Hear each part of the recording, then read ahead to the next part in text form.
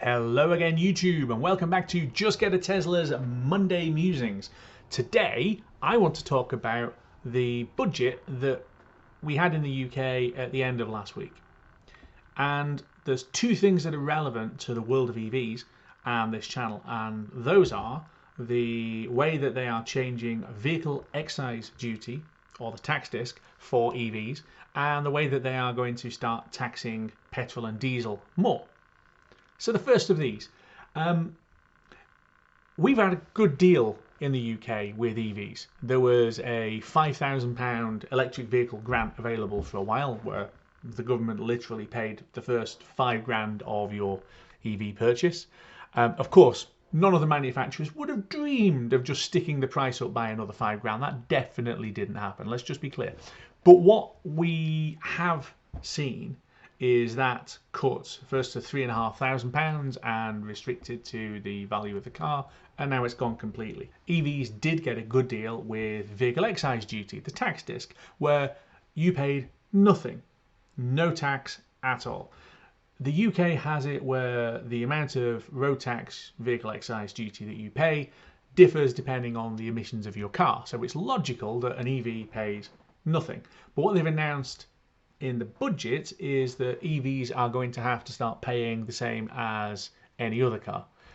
Now, I've actually got a mixed perspective on this. I can understand that money needs to be raised because the Tories have completely screwed the economy, and we all need to pay for their bill. But if you want to encourage people to drive EVs, then you've got to incentivize them to do so. And frankly, a really good way of doing that is through the tax system. So making it so that EVs are no different to any other car as far as tax is concerned isn't really a good thing, because let's be brutally honest about it. Any EV is more expensive to buy than the equivalent petrol or diesel car. That's just reality.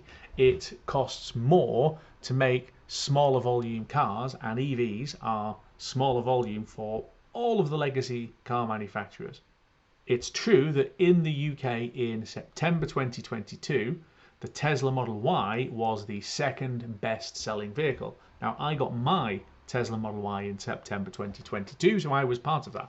But Tesla only really release vehicles once every 3 months in the last month of the quarter. So October and November will be a trickle, just selling inventory cars. All of their imports that come across from Shanghai will all go in December. So it'll be interesting to see how Tesla sales do in December. The point is that to incentivize people to drive an EV, you really need the tax system to be favorable, and they've just made it so that it isn't. On the flip side is the other part, which is what they've just done with tax on petrol and diesel. Now, the amount of fuel duty that the government charge for every single litre sold has been fixed since 2011. So it's been frozen for 11 years.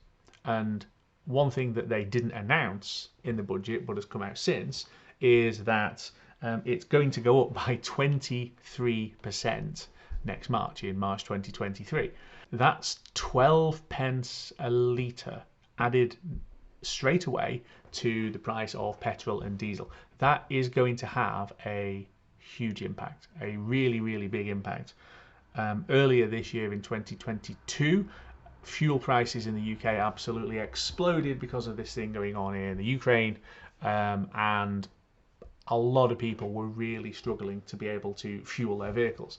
So on one hand, EVs are being put on the same tax basis as every other vehicle. On the other hand, the price of petrol and diesel is about to go shonking upwards again.